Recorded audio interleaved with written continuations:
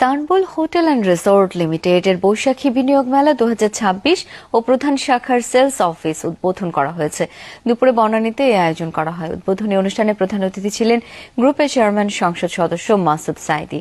সেখানে বিনিয়োগ মেলায় বিস্তারিত তুলে ধরেন বক্তারা। জানান, সাগরকন্যা কুয়াকাটা ইস্তানবুল হোটেল অ্যান্ড রিসোর্টের প্রথম ফেজের কাজ চলমান। 2027 সালের মধ্যে এটির বাণিজ্যিক কার্যক্রম শুরু হবে। নিরাপদ ও সম্ভাবনাময় এই প্রকল্পে যে কেউ বিনিয়োগ করতে পারবেন। জানানো হয়, বৈশাখী অফারে বিনিয়োগকারীদের জন্য থাকছে আকর্ষণীয় উপহার। এখানে আপনি আসলে আপনি তার্কির যে ইসলামিক আমাদের 900 বছর যে খেলাফতের যে ইতিহাস আছে সেটা এখানে আপনি দেখতে পারবেন। বছর শেষে যে মুনাফা পাওয়ার যে সুযোগ এবং নিজের প্রপার্টিতে নিজের ভ্রমণ করার যে আনন্দ সেটি নিশ্চিত করা, আমাদের মূলত এই কয়েকটি সুবিধাই বিনিয়োগকারীরা মূলত পাবেন।